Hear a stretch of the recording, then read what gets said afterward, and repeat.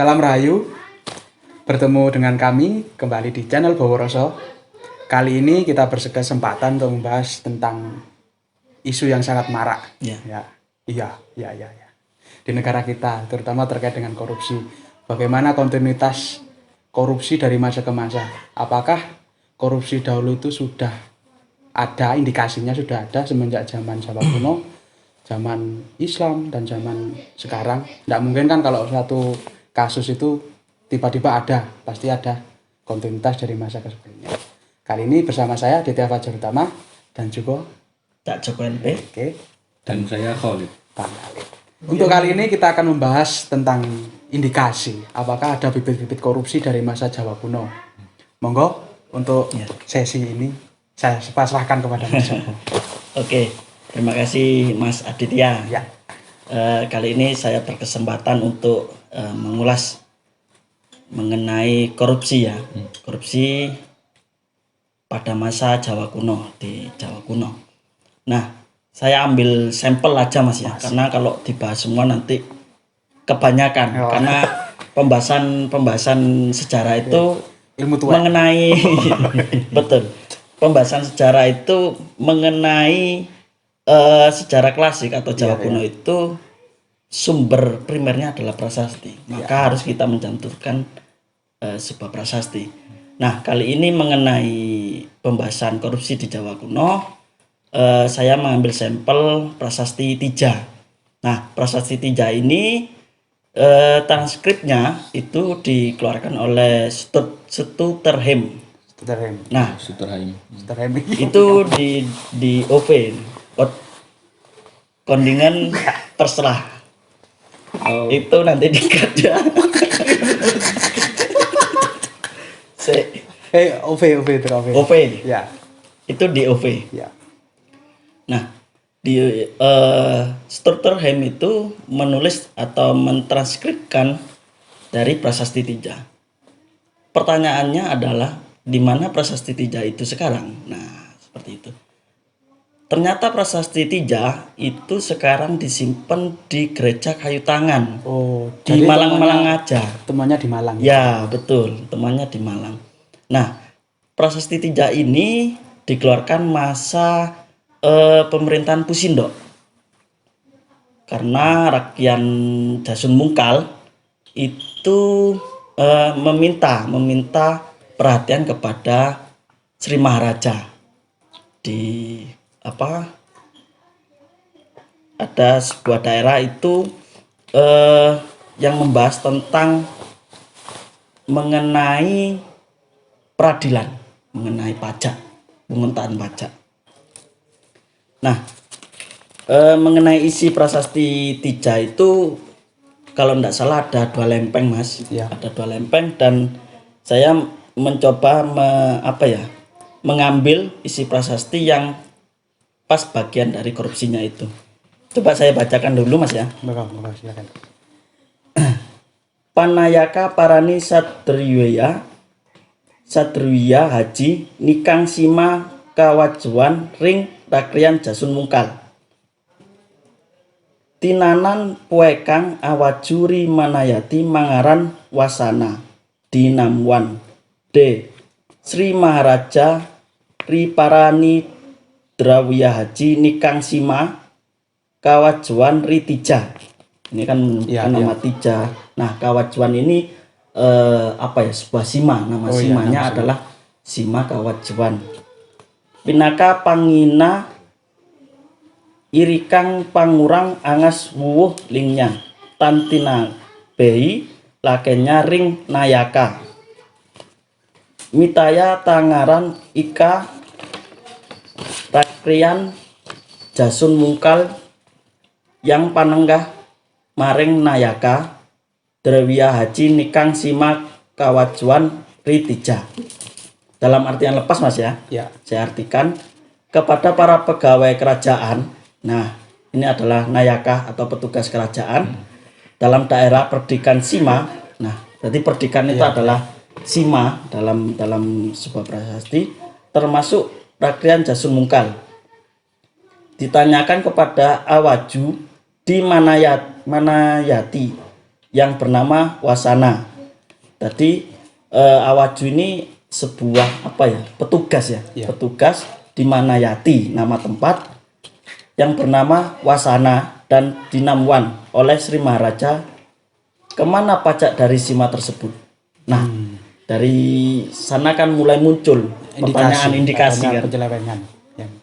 Kacuan di Tija sebagai jamuan bagi petugas penarik pajak atas kegiatan tugasnya, tidak dialihkan atau diserahkan oleh para pegawai kerajaan yang bernama Rakrian Jasun Mungkal yang seharusnya menerima dari pegawai kerajaan pajak. Nah, pegawai penarik pajak itu kalau dalam Jawa kuno adalah Drawiyah Haji, atau kalau bahasanya adalah hak raja. Drawiyah Haji, hak raja atas Sima Kawajuan di Tija. Nah, ini sudah jelas indikasinya adalah sedikit ya Mas ya, kalau kita uraikan secara gamblang bahwasanya Rakyan Jasun Mungkal ini meminta kepada raja, meminta bantuan bagaimana cara menyelesaikan kasus yang ada di Sima Kawajuan di Tija. Ya. Akhirnya memerintahkan, di sini ada nama Wasana dan Dinamwan, itu memerintahkan untuk meneliti ada apa yang terjadi di Tija tersebut. Ya. Ternyata Awaju di Manayati itu tidak memberikan seluruh pajak itu kepada Nayaka atau pegawai kerajaan, petugas kerajaan ya. Berarti diambil sedikit gitu ya? Ya, Ada betul. yang diambil dari. Nah, misal pajaknya itu 70%, itu diambil untuk apa? Untuk menyenangkan si penarik pajak Drawiyah Haji ini. Oh. Jadi ada indikasinya? Ongkos bensin lah. Untuk menyenangkan, dijamu, di Uang lelah lah ya. Uang lelah di Napkan Hotel sekarang. Nah, seperti itu. Kemudian ada lagi, ternyata tidak hanya dikurangi, tetapi yang seharusnya 70% itu ditambahi, tetapi tambahannya ini untuk yang menarik pajak. Oh, jadi kalau misalnya pajaknya 1 juta dinaikkan jadi 1.200.000. Nah, yang 200-nya ini untuk penarik pajak. Jadi tidak hanya untuk bersenang-senang menjamu penarik pajak, tapi berupa pajaknya ini yang lebih kepada penarik pajak itu atau Drawiyah Haji itu. Kalau istilah Jawa sekarang ngentol lah. Nah, seperti itu ya mungkin Mas ya. Ngentit. Ngentit ya. Nah, jadi di Prasasti Tija itu disebutkan seperti itu. Bahwasanya di masa Jawa kuno itu sudah terjadi praktek-praktek korupsi lah ya. Iya. Kalau sekarang itu seperti korupsi ya. Jadi akhirnya kalau korupsi sudah terjadi sejak zaman di masa kuno, Iya. bisa dikatakan bahwa korupsi sudah jadi budaya di Indonesia. Gitu ya. Bisa jadi kemungkinan seperti itu. Tapi kan ini kan butuh kajian lebih lanjut lagi. Betul. Tidak hanya di satu prasasti saja yang menjadi salah satu sumber. Berarti ada kita harus mengkaji lagi dari beberapa sumber prasasti. Atau mungkin di masa Majapahit itu ada sebuah kitab yang terkenal adalah Kutara Manawah Dharma Sastra. Itu yang berisi tentang hukum-hukum pada masa Majapahit. Itu ada ketika mencuri, ketika mengambil istri orang, itu kan ada istilahnya hukumannya. Di sana dijelaskan juga. Jadi lengkap di Kutara Manawah Dharma Sastra itu disebutkan seperti itu, Mas. Tapi saya yang tertarik di pembahasan tentang prasasti Taji tadi. Tija, Mas. Oh, Tija. Iya. Bukan Taji. Sudah, ya beda prasasti ya. Iya, Prasasti Tija tadi ada satu lembaga yang memang ditunjuk raja untuk menyelidiki. Iya, betul. Berarti zaman dahulu sudah memang sebagai kontinuitas dari KPK. Nah, itu kan sudah ada, istilahnya ada benih lah. Kalau di masa Jawa kuno itu KPK biyen iku wis ono. Berarti memang itu. Mungkin tindakan KKN, korupsi nepotisme itu sudah masif lah. Nah, kalau KKN di masa Jawa kuno itu belum bisa dikatakan seluruhnya, Mas, karena belum bisa masif gitu ya.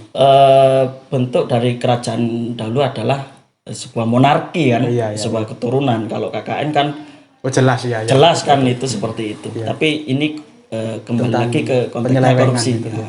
penyelewengan hak pajak itu tadi. Dan mungkin sudah memang sangat merugikan negara jangan. Iya, tidak hanya negara saja, tapi masyarakat yang terdampak. Masyarakat yang terdampak ini siapa? Yaitu adalah Ditija itu tadi, Sima itu tadi yang diberikan oleh raja itu tadi. Mungkin sebelumnya pajaknya segini, sebenarnya daerah Sima kan bebas pajak. Ya, Tapi kok malah ditambahi pajak sama betul. Mungkin Itu yang menjadi penyebab munculnya prasasti Tija ini. Bahkan ada yang mengatakan bahwa prasasti Tija ini adalah prasasti yang memang untuk penegakan hukum. Dalam hal ini adalah mengenai pungutan liar lah istilahnya, ya, pungli. korupsi dan lain-lain itu ya, kalau sekarang itu seperti itu. Ya, Asumsi saya begini, ketika sesuatu peristiwa atau suatu hal itu sampai tercatat di sebuah prasasti, Iya, berarti kan ini peristiwa yang penting ya. betul. atau sudah berkali-kali terulang sehingga akhirnya harus diabadikan supaya nanti di masa mendatang hal-hal seperti ini tidak terulang. Iya, betul. Akhirnya saya bisa berasumsi atau ya kesimpulan pendek saya berhipotesa lah ya, Iya, bahwa kasus korupsi tidak hanya terjadi sekali di masa Iya, iya. kuno, berarti gitu kan ya? Ya, betul. Dan mungkin yang menarik nih, dari kasus itu sampai ada lembaga, mungkin lintas masalah. Mungkin kalau ini dari Sindok, mungkin bisa diambil dari masa jabat. Apakah ada hukuman untuk para nayaka atau punggawa raja yang mengambil hak lebih? Mengambil hak lebih itu ya. Nah, untuk hal tersebut saya belum mempelajari dari kitab tadi itu ya, yang saya sebutkan Utara Manawa Dharma Sastra itu saya belum mempelajari karena lumayan tebal ya Mas. Nanti lain waktu kita bahas mengenai satu kitab yaitu Utara Manawa Atau Dharma mungkin ada Sastra sesi itu ya. baca Utara Manawa Boleh, itu bisa. nanti jadi salah satu pembahasan juga kan nantinya. Karena itu mengenai hukum-hukum di masa Majapahit itu. Karena saya juga dapat bocoran dari Gimana itu Mas? Mas Roni katanya, Oh gitu. bahwa kitab Utara Manawa itu sebenarnya babon dari hukum positif yang paling lengkap di Indonesia. Oh gitu. Kalau mencuri saja ada hukumnya pasti ini ada. Tapi ini kan belum pernah disinggung. Ya. Ini suatu bahasan yang menarik. Ya, jadi saya akan membahas tentang kelanjutan dari masa Jawa kuno kan. Kalau dalam periode sejarah setelah Jawa kuno ada masa Islam. Di sini saya akan mengambil sampel juga. Karena masa Islam juga sangat banyak. Ya. Lebih tepatnya sih masa-masa kerajaan Mataram Surakarta. Di sini saya kemarin sempat membaca dalam Selat Tulang Reh juga ada indikasi bahwa tindakan penyelewengan, korupsi dan lebih ke gratifikasi sih sebenarnya juga sudah mulai diabadikan. Misalnya dalam Selat Tulang Reh ini Pupuh dan Tanggulo disebutkan bahwa wite dadi priyayi sapa kang gawe mring sira nura weruh wiwitane iya weruh witira saking reruba mulane ing batinipun pangitunge lir wong dagang. Jadi sebenarnya jabatan itu ketika ada seorang yang menjabat, kamu harus tahu bagaimana asal mula dia menjabat. Apakah itu dari hartanya, apakah itu dari latar belakang agama keluarganya atau apapun juga. Jadi jika kita memilih seseorang, memilih priyayi, misalnya kalau sekarang kan sistemnya demokrasi. Ya. Itu sama dengan pangitunge lir wong dagang, seperti kita berdagang. Jadi juga harus memperhitungkan untung dan labanya. Kemudian dilanjutkan pada baris selanjutnya yaitu pikirnya geliso pulih rerubane malesin bendara linggihe lawan tinuku tan wurung ngrusak desa. Pikire glasa pulih rerubane du ing dadya, maksudnya rerubane du ing dadya ing rina wengine ciptane. Kepriye lamun bisa males sihing bendara linggihe lawan tinuku tan wurung ngrusak desa.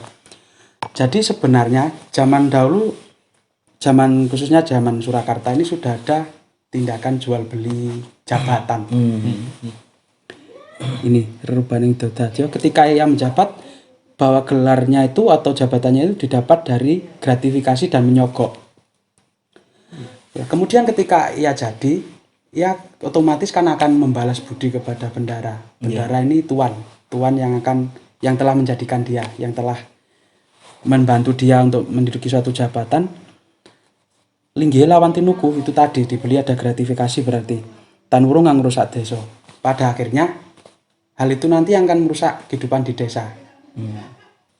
Bagaimana selanjutnya? Jual beli yang dimaksud yaitu merusak desa yang dimaksud. Kelanjutannya yaitu pamrih glisobati nadian besok den pocoto dua esok bisa pulih. Kapri lamun toto polahe salang tunjang. Padha kaya wong bebruwun tan itung duga prayoga. Jadi untuk membalas budi dari tuan yang telah membantu menduduki jabatan tersebut, dia akan menggalakkan segala cara. Bagaimanapun cara yang akan ia tempuh, asalkan dia mendapat suatu keuntungan. Meskipun nanti dia juga akan dicopot dari jabatannya, yang penting modal untuk dia menduduki jabatan atau gratifikasi tadi telah terpenuhi dan dia sudah mendapat untung gitu. Pumo padha den pakeling nganggo syukur lan lila narima ing sapancene lan aja amrih sarama mring wadya nandang karya lan padha amrih iku arjane kang desa-desa. Jadi sebaiknya menurut Sunan Pakubono keempat juga bertindaklah sesuai dengan apa yang kamu bisa. Jadi jabatan tidak harus membeli, tapi harus ditempuh dengan jalan yang sesungguhnya, yaitu dengan pengabdian dan sumbangsih buah pikiran, prestasi gitu. Ini juga yang menjadi gambaran bahwa kehidupan di masa Mataram Islam sebenarnya sudah ada tindakan gratifikasi. Dan juga saya juga menemukan sumber, tapi dalam versi yang berbeda, menurut sudut pandang orang di luar keraton. Ini diabadikan dalam beberapa unen-unen sih dan juga tembang dolanan. Misalnya kalau saya pernah penelitian di Pak Suwito Radio, salah satu master karawitan di Klaten, beliau juga mengungkapkan bahwa sebenarnya unen-unen etape ketan, etape jali sebenarnya juga merupakan indikasi bahwa etape ketan itu merupakan buah ucapan seorang pejabat kepada rakyatnya bahwa ia menjanjikan sesuatu yang manis-manis. Tape ketan kan manis. Tapi kemudian apa yang diberikan yaitu tape jali. Jali ini sejenis biji-bijian seperti jagung dan rasanya pahit. Jadi masyarakat pada waktu itu sudah merasakan bahwa ia dikibuli, ia dikhianati oleh masyarakat, oleh priayi yang janji manis itu tadi. Itu juga mengindikasikan bahwa sama seperti sekarang sih. Iya, polanya sama ya. Polanya juga sama. Iya. Akibat dari itu juga apa? Para priayi yang menduduki jabatan dengan menyogok, dengan gratifikasi dan sebagainya, malah ia akan meniru gaya-gaya kebarat-baratan, seolah-olah dia berkuasa, sok jago dan sebagainya. Ini juga disindir dalam tembang dolanan utange entuk telung genung lah. Utange entuk telung genung galidung, pitik tulak katewono, bayem tulak raja ndonga. Pun tangi sono ndumble, kacangira lawe, temu mboke dhewe, dudu sanak dudu kadang yen mati melu kelangan. Jadi dari tindakan itu tadi untuk menutupi gratifikasi dan sebagainya, pada akhirnya ia akan pertama menyedot pajak itu tadi, ngentol tadi seperti dalam prasasti pijak. Kemudian ia akan berhutang sampai menumpuk 3 berhutang untuk menutupi itu tadi dan menutupi glamornya hidup dia. Jadi sebenarnya kalau di Jawa kuno tadi kan untuk apa ya? Ngedum-ngedum. Ngedum-ngedum. Tapi di masa ini yang lebih disoroti adalah untuk kekayaan pribadi. Untuk pribadinya. Ya. Untuk mengglamorkan dia dan keluarganya bahwa misalnya nggak ada duit, pengen pesen keris, sapu inten nopo lah. Itu kan sangat umum zaman dulu bahwa simbol kekuasaan itu dari keris dan benda pusaka dan sebagainya.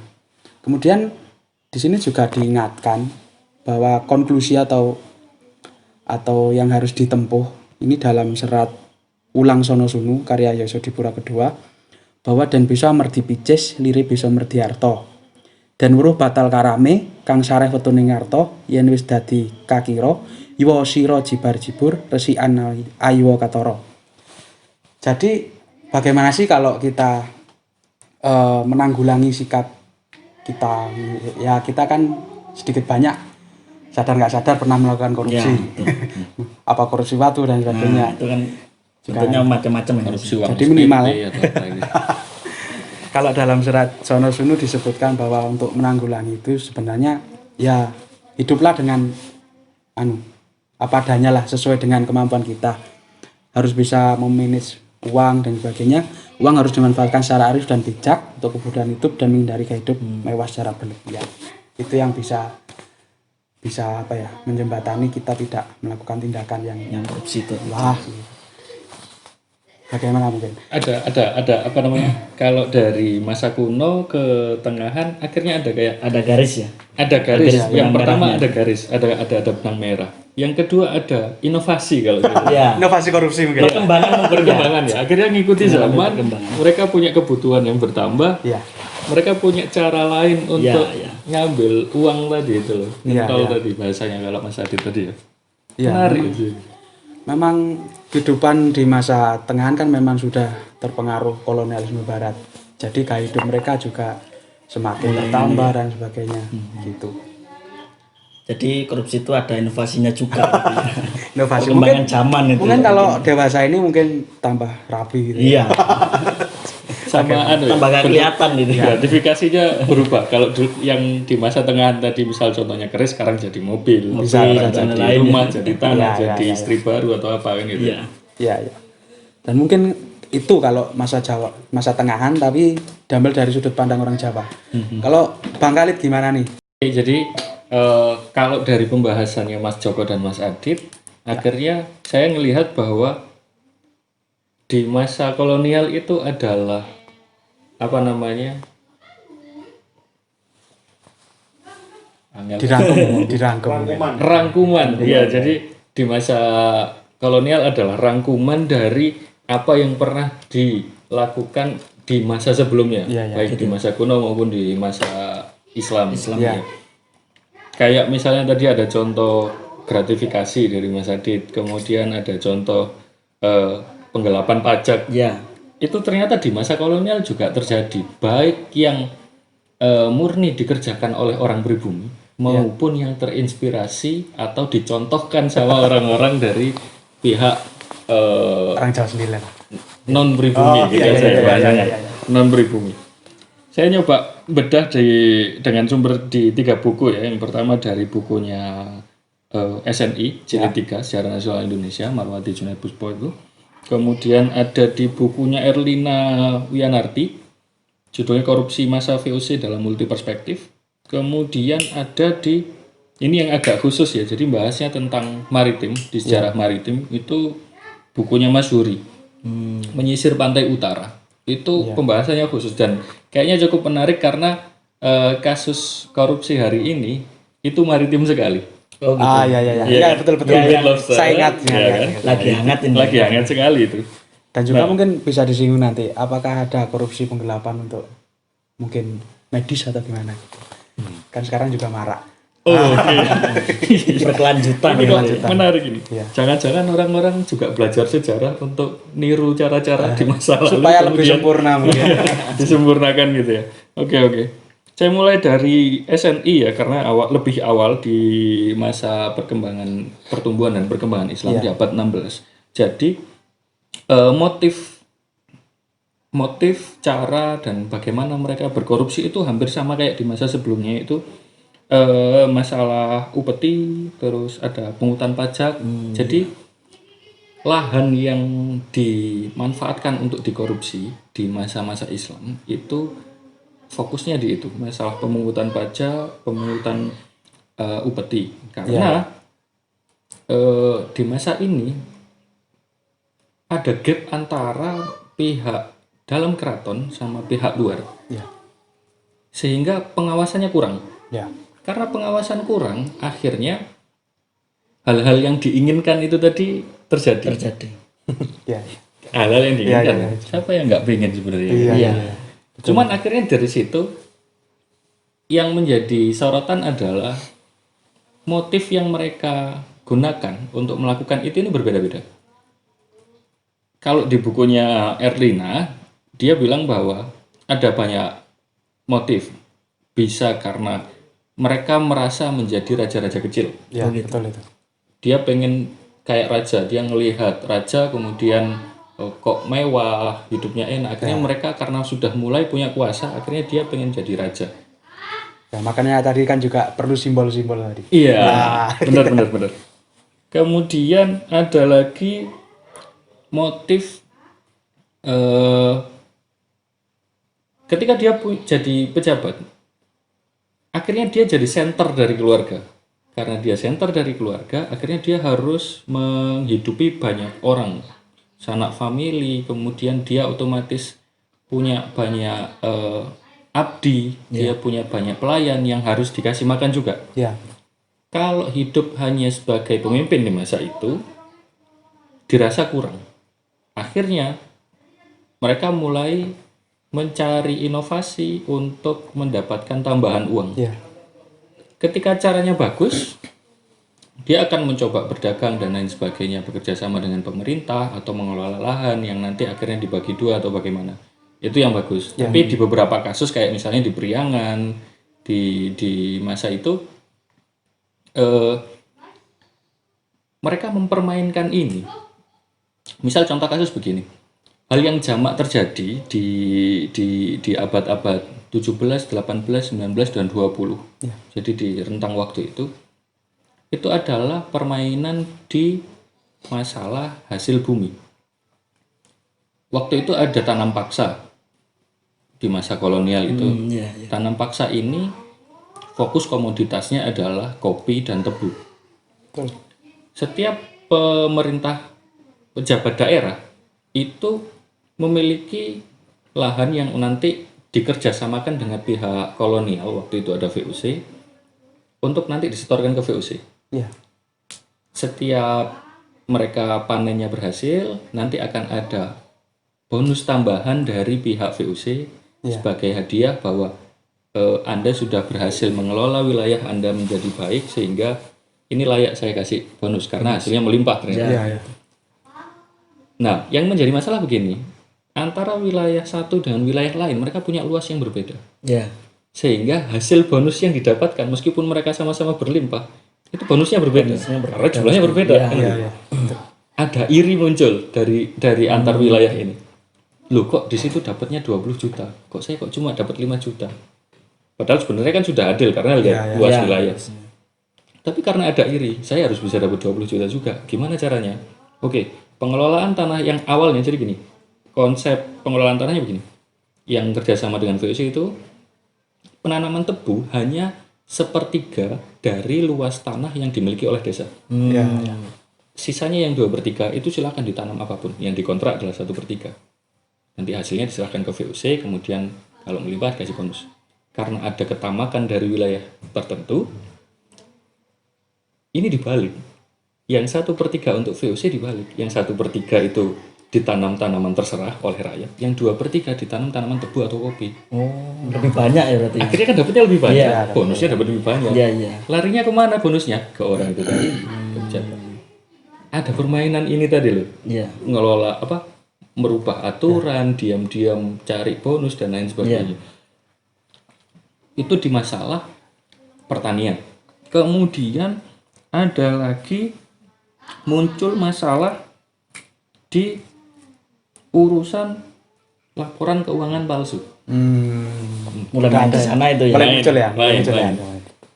Gimana caranya dia dapat hasil yang lebih besar lagi dari situ? Oke, dia cuma dapat 5 juta, yang satu tadi 20 juta. Ditukarlah pengelolaan tanahnya tadi yang dari 1/3 jadi 2/3. Naik dari 5 juta jadi 15 juta. Waduh, masih defisit hitungannya karena masih kok belum sama 20 juta. Akhirnya gimana caranya?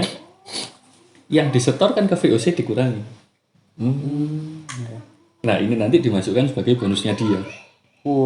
Laporan keuangannya dirubah. Berarti akhirnya kan kalau kita ngelihat yang hari ini, perubahan laporan keuangan dan lain sebagainya kayaknya sudah dicontohkan sama Mbah Buyutnya dulu gitu ya. Jadi dulu sudah ada itu ya. Iya, kalau dari catatan yang tertulis di beberapa buku penelitian beliau, akhirnya bisa diasumsikan begitu. Kemudian contoh berikutnya di masalah maritim. Iya. Jadi ini satu modus yang cukup baru di masa itu, di mana ketika VOC merubah suatu sistem, kemudian seseorang melihat ada celah di situ, ada apa ya istilahnya? Ya ada celah. Mereka akhirnya memanfaatkan celah itu untuk mengambil keuntungan lebih. Nah kalau di kasus maritim ini, jadi gini, di pengelolaan maritim di masa kolonial itu ada 2 sistem permodalan, yaitu sistem patungan dan ada sistem satunya itu sistem peminjaman modal. Sebenarnya kalau di awal sistem peminjaman modal ini lebih ke sewa. Ada orang yang kaya, mereka memberikan modal untuk sebuah kelompok nelayan membeli perahu, entah jukung atau mayang, yang kemudian nanti mereka melaut, dapat hasil, nanti dibagi rata, setelah dibagi rata dibuat untuk nyicil pembelian kapal. Nah, di masa-masa berikutnya sistem pinjaman ini tadi dihilangkan sama sekali oleh VOC, diganti dengan pure peminjaman modal yang diberikan oleh orang-orang Cina waktu itu. Jadi orang-orang Tionghoa masa itu kan rata-rata sudah menjadi pedagang sukses, baik dari maritim maupun Oe Tiong Ham waktu itu ada namanya Oe Tiong Ham, opium. Dia salah satu bandar opium besar waktu itu, pedagang opium besar yang juga ikut memodali di urusan maritim. Nah, sistemnya akhirnya kalau hari ini itu mirip kayak peminjaman dengan bunga yang tinggi. Kamu mau pergi ke laut, nggak punya modal, kita kasih modal, jalan dengan bunga yang tinggi dan banyak segala macam. Hasil tangkapan nggak selalu, bahkan hampir tidak pernah cukup untuk membayar cicilan itu tadi. Akhirnya ini tadi akhirnya dimanfaatkan oleh orang-orang di situ untuk apa istilahnya itu, untuk ngambil untung. Gimana caranya supaya bisa tetap bayar mod itu sambil aku dapat untung. Muncullah ada faktor juga di situ. Hasil dari nelayan dibeli dengan sangat murah, nanti disetor harga mahal. Ada gap harga, diambil untuk dia. Monopoli tengkulak. Yang akhirnya ditiru sampai sekarang ada monopoli tengkulak itu. Jadi sebenarnya akhirnya banyak pengembangan yang dimunculkan di masa kolonial yang akhirnya ditiru juga di masa sekarang. Ya, cukup menarik. Memang cukup kompleks dan meliputi segala lini lah. Tidak hanya, kalau sekarang kan tidak hanya di masalah maritim, pertanian juga ada itu, monopoli tengkulak dan sebagainya. Yang menentukan harga pasar.